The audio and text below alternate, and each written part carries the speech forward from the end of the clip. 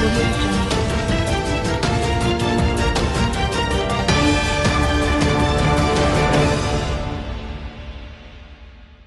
Bapak sekalian, ini ada perubahan berkaitan dengan kewenangan kepala desa yang diatur melalui pasal 26. Yang pertama di ayat 1. Kalau di ayat 1 ini sebetulnya sama seperti yang tadi di awal, itu hanya perubahan struktur ayat saja begitu. Jadi awalnya kepala desa bertugas menjalankan pemerintahan desa, melaksanakan pembangunan desa begitu. Kemudian terus itu diganti di belakang, jadi kepala desa bertugas menjalankan pemerintahan, pembangunan, pembinaan kemasyarakatan dan pembinaan masyarakat di desa. Jadi perbedaannya di situ. Jadi pembinaan posisi desa yang awalnya setiap ada perbedaan itu ada desanya, kemudian dipindah ke belakang dan ditambahkan dengan kasus dengan ketentuan peraturan perundang-undangan. Dan yang kedua, kewenangan desa itu awalnya dapat mengangkat dan menghentikan perangkat desa, dan yang sekarang di Undang-Undang 3 ini hanya mengusulkan pengangkatan dan pemberhentian perangkat desa kepada bupati dan wali kota. Ini juga merupakan bagian dari pemerintah berusaha untuk menjaga itu kegelisahan yang ada di desa. Itu juga menjaga stabilitas sosial yang ada di desa, karena isunya kalau kemudian kepala desanya ganti, perangkat diganti semua dan sebagainya, itu kan nantinya juga berdampak terhadap, kalau konsep kita di kemudian desa nanti berdampak terhadap pengelolaan desa, pencairan ini seperti apa ketika diganti dengan orang yang baru. Orang yang baru itu juga belum langsung bisa mengerti begitu tata cara pencairan dan sebagainya, sehingga banyak kasus yang menghambat.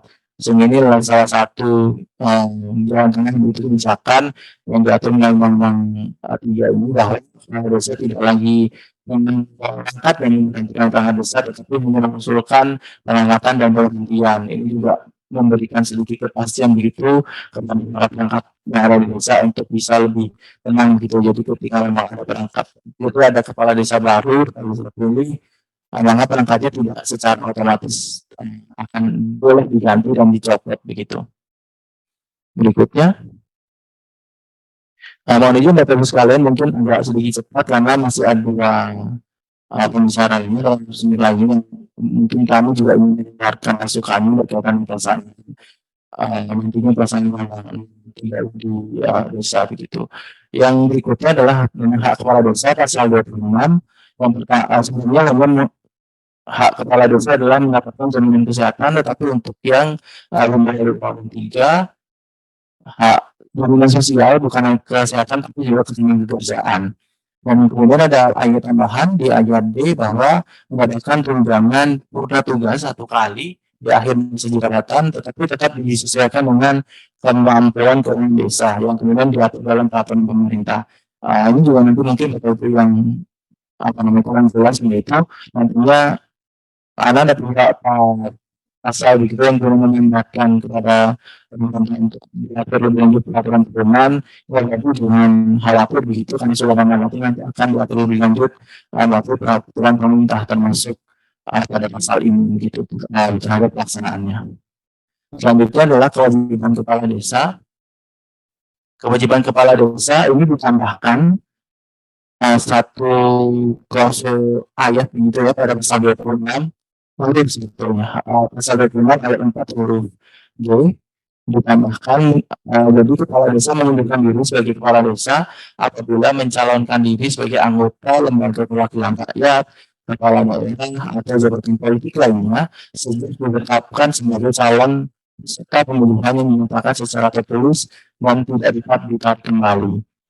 Ketika sebenarnya kepala desa ini mungkin mencalonkan sebagai bupati atau wali kota begitu, tidak ingin mengundurkan diri, tetapi sekarang peraturannya sudah ada bahwa di pasal 26 ini ayat 4, kalau kepala desa yang mencalonkan sebagai jabatan politik begitu, maka harus mengundurkan diri sejak ditetapkan sebagai calon peserta pemilihan.